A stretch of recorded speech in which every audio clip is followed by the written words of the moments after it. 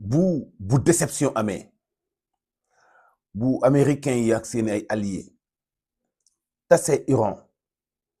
dootul am kenn ku am sañ-sañu ni déedéet bu fekkee jël nañu décision lan moo tax tey situation yu demee nii pendant des années ñuy dànkaafu Iran di ko jox ay leçons yu mu mënut a comprendre man de wax dëgg yàlla naw naa lool Iran ci fulla ji mu am ci bañ ko ko not ak topp politico Amérique mais dina poser ay questions ci est-ce que Iran am na doole ji ñu doon wax parce que li ëpp doole ci wàllu armement d'abord mooy défense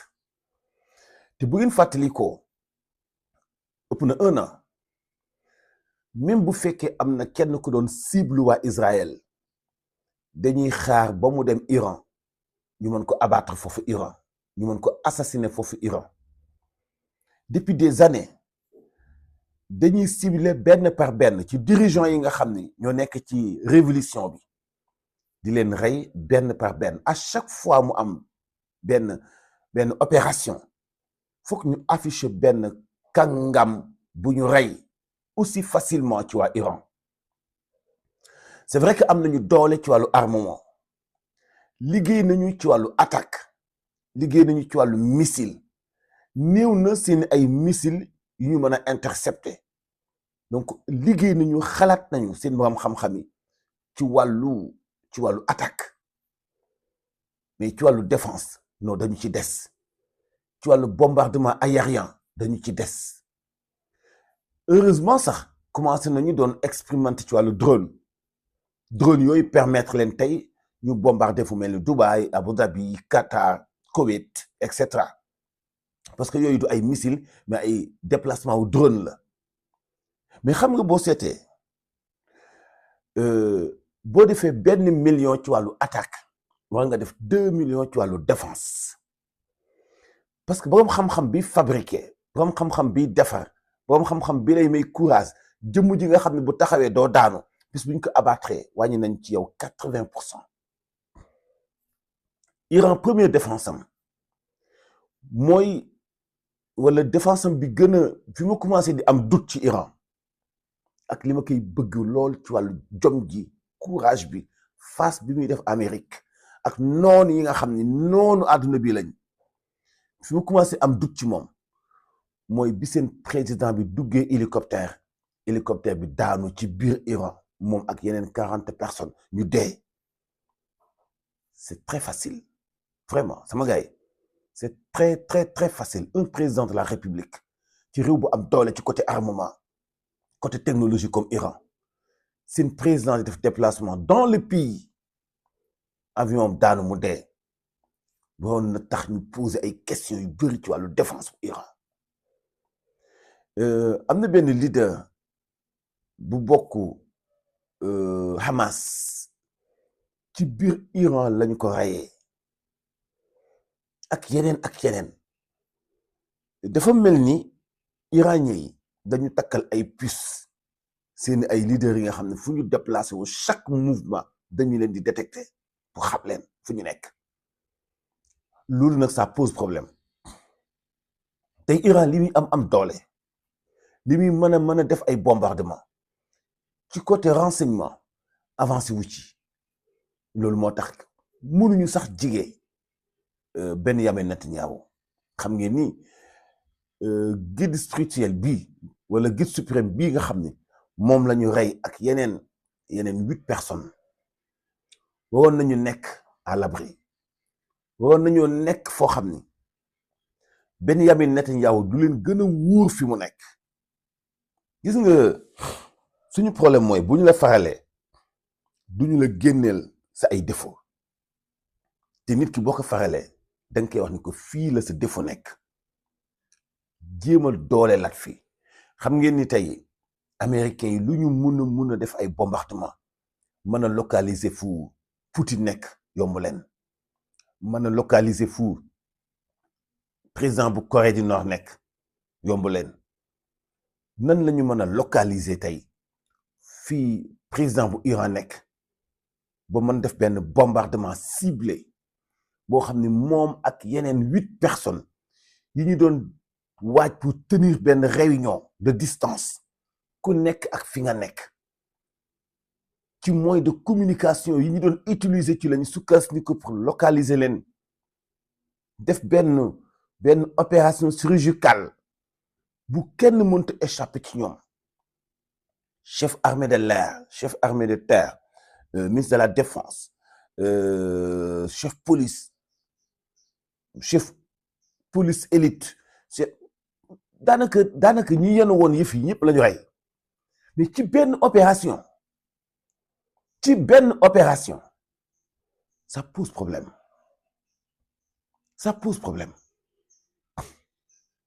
daf may fàttali bi Nicolas Sarkozy commencé def ay bombardement ci France ci Libye lan la Kadhafi waxoon ñu ngi commencé benn guerre boo xam ne du yomb benn yoon ci France ñu ngi commencé guerre bu dul yomb ci France nekk te moom fi mu nekk muccul parce que non seulement dañ koy bombarder mais ay groupe de bandits groupe de copains ñu nekk ci suuf ñoo fexe ba opérer ko génne ko fi mu nekk rey ko reyin bu ñàkk fayda loolu nag daf ñuy tax ñuy poser wu ay questions ci est-ce que ni toujours États-Unis nekkul le gendarme du monde sérieusement bu ñu xoolee opération bi ñu def ci Maduro président Maduro ni ñu ko jàppee Venezuela scientifiquement opéré ko jël yóbbu bu ñu xoolee bi ñu jàppale Ukraine tenir tête Russie pendant des années ñuy guerre te ba léegi nii Russie mënul gagner xeex boobu bu ñu xoolee li am ci Israël ni mu def Palestine massacré ko ba jeexal réew ma tabaxal ko waa Israël ñu dëkk fa américains yi di arbitrer di assister ba bi ci mujj Iran ni ñu reyee njiital Hezbollah muy Hassan Nasrallah ak ni ñu faagaagale Hamas ni ñu activé ba ñu dégager Bachar al-Assad mi bokkoon ci allié yu Iran dàq ko mu dem ñu teg fa seen équipe bopp bi leen neex permettre Israël mën a reprendre Jawlan mu nekk benn installation stratégique bu dañuy contrôler tout le monde arabe en même temps fu ñu def fa ay bases militaires dem ba permettre leen ci wàllu renseignement ku ñu bëgg éliminer dañuy am sa ay déplacement en temps réel pour éliminer la ba léegi mënaguñu dindi ni kon américains yi ñoom ñooy le gendarme du monde mais est-ce que fii la guerre bi di yem loolu mooy question bi est-ce que Iran li mu waajal ci armement mun na jeex ci benn at mun na jeex ci ñaari at mun na jeex ci ñetti at américains yi aussi ci seeni communication dañuy def propagande di def manipulation c'est pourquoi ñu ni atteindre nañu ay béréb yu bëri yoo xam ni ay bérébu nucléaire la woon wala ay missiles yu iranien yi moomoon parce que si c'était le cas aussi Iran du am résistance bi mu am du am doole continuer di bombarder Israël ci façon bi mu koy defee et du continuer aussi di bombarder Arabie Saoudite Qatar Koweït Abu Dhabi Dubaï mais aussi il faut poser une question lan mooy doon ëllëgu Moyen-Orient loolu mooy question bi bu fekkee éliminer nañu Iran dara dootu fa des et ce qui est plus grave mooy réew yi nga xam ne yépp yàq nañu leen ci guerre muy Irak muy Libye muy Syrie noppee guñu sax pour reconstruire ko te réew yooyu dootuñu baax à jamais toujours dañuy nekk sous contrôle bu américain yi comme ni ñu amee seen base militaire bu ngand fi nga xam ne mooy Irak bu Iran daanoo kenn dootul wax et dañu continuer ñoom américains yi am mainmise ci monde musulman ou monde arabe mais foofu dafa mat a bàyyi xel parce que on a l'habitude ça bu ñu waxee monde arabe am ñu naan monde musulman wala monde islam monde arabe n'a rien à voir ak monde musulman wala monde arabes parce que tey bu fekkoontoon loolu moo am pays arabes yooyu yëpp nga xam ni nee nañu dañuy àttewoo ci wàllu charia lan moo leen distance yi ak Iran ba ñu permettre américains yi ñu installer ay bases militaires ci seeni ay réew ba tey ñoom ñu doon ay cible ci bombardement yu Iran ça pose problème moo tax lépp lu nekk phénomène bu l'islam jàppoon ni dafay yàq jikko dafay xatal société dafay ñàkkal fayda aw dundin tey ñu ngi koy pratiquer ci pays yooyu Bahreïn Qatar Arabie Saoudite Dubaï Émirats arabes unis lépp américains yi contrôlé ko Jordanie etc. certains pays yi nga xam ne dañu opposé wu lànk mel ni Oman mel ni benn partie Liban mel ni Syrie Iran mais faagaagal nañu leen est-ce que tey adduna bi dañuy seetaan ñu faagaagal Iran très bonne question est-ce que faagaagal Iran dana yomb de toute façon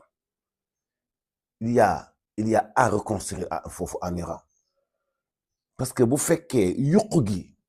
toj nañu ko décapité comme ni ko Donald Trump waxee décapité nañu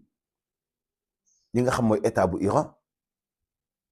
mais ñi nekkoon ci ginnaaw manifestation yi amoon fan yële weesu ca Iran ba ñu ni rey nañu fa ay junniy nit ngir bëgg ñu dellu siwaat ci Iran dootul nekk comme ni mu doon tey dootul nekk état islamique ñi nekkoon ci ginnaaw ñooñu tey daañu am doole américains yi daañu leen ngemb pour ñu diriger Iran comme ni mu leen neexee mais est-ce que loolu dana sotti wala déet parce que Iran tëbul tëb mel ni mu mel ñun ñëpp ñu fàttaliku Ali Khomeini doon seen guide suprême bi nga xam ni bi mu dawee laqatu ji France la nekkoon fa la nekk ba liggéey fa lu toll nii mu liggéey tey Iran kenn du ko contrôler kenn du toog ci diggu boppam mais bu ñu ko décapité comme l'a dit Donald Trump bu ñu ko décapité Iran ci yan loxo lay mujj parce que déjà les chaînes occidentaux ñu ngi commencé di wax quelle transition Iran bu génnee ci loxo yi parce que pour ñoom déjà génn na ci loxo yi guide suprême wala li ñuy wax révolution bi maintenant ci yan loxo lay dugg ñan ñooy contrôler Iran une population de plus de 80 millions de personnes ci yan loxo lay dugg yaatuwaay boo xam ni kenn xamul nu mu toll xaalis bu faible ci wàllu doole mais économie bu puissante Iran am méthode am bu muy doxee ba lépp avancé am développement ci côté immobilier côté pétrole côté gaz Iran doon réew bu am doole ci plan yépp bu fekkee tey dañu ko décapité loxo yi muy dugaat est-ce que daañu mën a continuer gestion bi comme ni mu jaadoo est-ce que dañu changer complètement système politique bi nekk foofu ci Iran est-ce que adduna bi yëpp war nañ ko seetaan lan moo tax Iran continuer di déranger zone bi mu nekk muy diggante réewu arab yi nga xam ñu ko seq suñu yeneen vidéo daañu dellu soit ci histoire perse ci diine l'islam les perses dañu am doole les perses gagné leen taxul nga gagné leen les perses kenn mënu leen anéantir pourquoi les perses toujours continuer di nekk problème ci ñi ni ay monde arabe lañ ñi ni ay monde islam lañ mais même occidentaux yi mais beneen question géographique wala partenariat dina posé wu bu ñu fàttalikoo ci début guerre Iran début guerre Ukraine ak Russie ñi ngi doon wax ni am na ay drone yu Russie doon utiliser fabrication Iran la si c'est avéré il y avait kon benn partenariat wala convention entre Iran et Russie est-ce que Poutine day continuer noppi seetaan lii xew Iran du ci wax est-ce que Chine day continuer noppi seetaan lii xew Iran du ci wax est-ce que Corée du Nord bi doon menacé na day jàppale Iran est-ce que day toog noppi li xew Iran di seetaan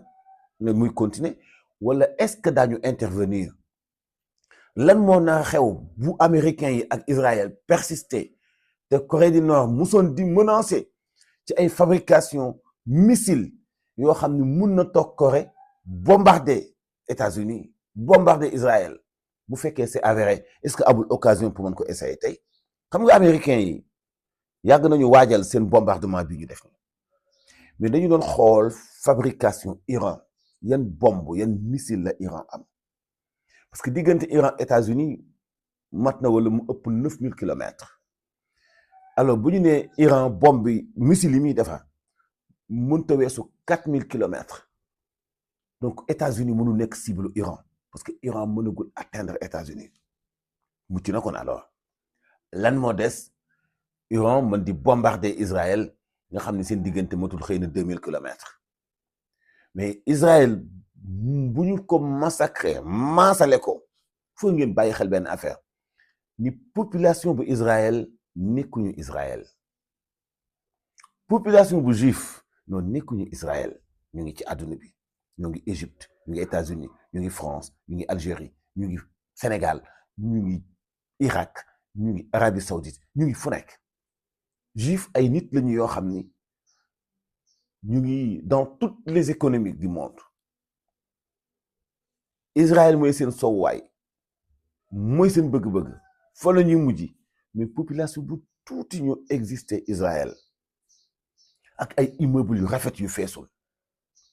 boo ko bombardé woon ba mu jeex lim bu tuuti ngay rey parce que nekkuñu fa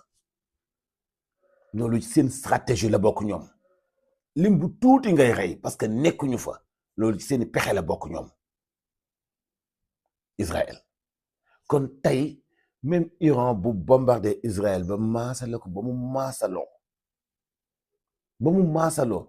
du tee bu ñu ko tabaxalaatee waa Palestine saa bu Israël jógaatee day nanguwaat suuf si parce que ñi mën a taxaw ni ko doon nangu suuf si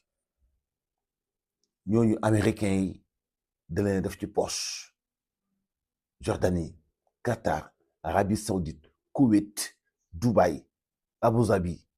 parce que ku nekk dafa am foo jaar ak États-Unis mu mel ni ku la xettali nañ yónni histoire diggante Arabie Saoudite ak Jordanie diggante njabootu chérifienne bi nekk di jiite Jordanie ak njabootu saoudien gi jiite Arabie Saoudite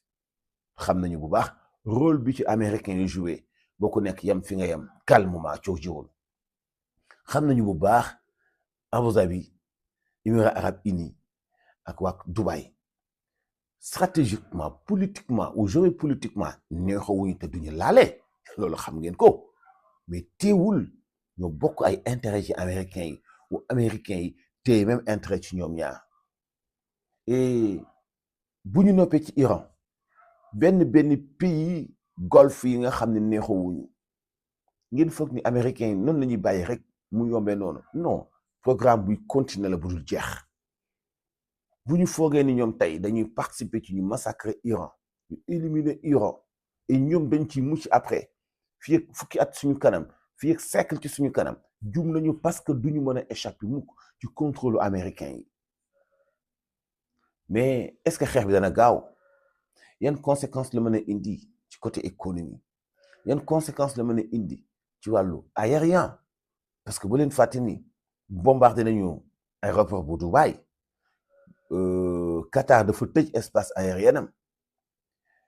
bari na ay conséquences yoo xam ne mun na ko indi tey parce que bu leen fàtte ni premier bombardement mat na léegi ay 2 ans wala 3 ans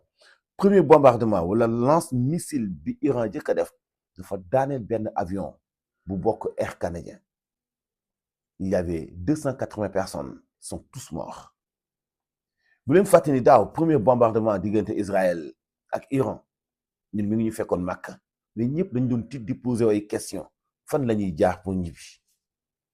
donc tey bu fekkente ni bi cible Iran dafa nekk tous les pays yi nekk ci golfe bi dañuy tëj espace aérien yi ça c'est sûr économie dafay taxaw mais loolu ban durée lay am ban conséquence lay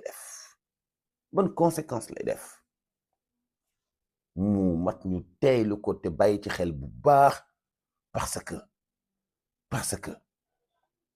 xeex bi jeexagul donte Donald Trump foog nañ décapité na révolution bi mais xeex bi jeexagul mais nag foog ñu accepter ni wax dëgg yàlla Iran ni ñu foogoon ni la melul noonu tey parce que loo am doole ci côté attaque te amoo doole joo ci côté défense pénétrer la doon lu yomb rey sa ministre yomb rey sa chef police yomb rey sa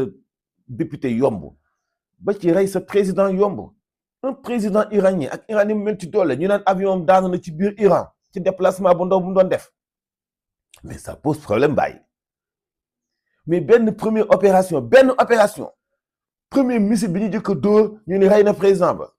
wala guide révolution ba ça pose problème man wax dëgg yàlla puissance bi ma dégg gars yi doon ko wax ci Iran man toujours dama ci mus di douter gëm naa leen ci xam-xam gëm naa leen ci njàmbaarte gëm naa leen ci pas-pas gëm naa leen ci détermination gëm naa leen ci am fit ak courage pour def face américain yi mais vraiment rey seeni ay responsable ni mu yombee question bi ñu posé mooy wax dëgg yàlla côté renseignement Iran amu ci dara benn côté défense aussi Iran amu ci dara parce que tey guide bu Iran même bu fekkente ni bi ayuñu ci côté renseignement mais côté défense waroon na dëkk foo xam dafay nekk à l'abri de missiles li ñu am ci doole li ñu am ci puissance kenn warul woon mën a localiser tey guide spirituel boobu ba xam fi mu nekk non mënul nekk c'est vraiment facile ci un pays puissant comme Iran très facile man toujours maa ngi continuer di douter ci puissance bi Iran am ci côté armement en tout cas bu ko amee itam côté défense moom côté stratégie côté RG moom amu ci dara nada faut qu'on l'accepte wax dëgg yàlla Iran moom wane na ay faiblesse am ñetti at yi ñu weesu ci façon d'assassinat bi ñuy rey ay kilifaam avion bu daanu téléphone bu explosé missile bu ñu ciblé ci benn kër non ça c'est trop facile aucun pays dans le monde bu am doole comme Iran non yombul pour nga rey ay nitam ay kilifaam ci façon bii rey kilifay Iran yombee sérieusement te loolu daf ñuy wan xoolal façon bi ñu reyee Hassan Nasrallah nekk ci Liban donc ñoom am nañu doole ci côté armement ci côté lance missile ci côté mais côté défense dafa am solo parce que jëmm boo daggee bopp ba amatul doole donc côté boobu dese na Iran pour mu liggéey ci bu génnee ci guerre bi foog mu gën a liggéey ci côté défense ci côté renseignement pour mën di protéger ay dirigeants parce que tey mënu am accès ci Emmanuel Macron mënu am accès ci Donald Trump mënu am accès ci Ben Salman mënu am accès c'est-à-dire que njiit am ci moom accès ba di ko localiser moo jaaduwul dafay wane faiblesse d'un pays xëy na nag xeex bi jeexagul xamaguñ fan la jëm mun na def ay conséquences yu terribles mais Iran moom foog ñu nangu ni côté défense moom daf ci des lu bëree bëri ñu ngi continuer di topp guerre bi ak yeneen actualité nationale incha allah des leen ànd ak MMD Média ci yeneeni chronique ak yeneeni jàngat yoo xam ni dañ ci ànd ak surtout guerre bi nga xam ni moo déclenché actuellement ci diggante Iran ak États-Unis ak Israël ak monde arabe yëpp ñu ngi xaar aussi seeni ay commentaires ngeen liker partager ngeen abonné itam suñu chaîne jaa ngeen jëf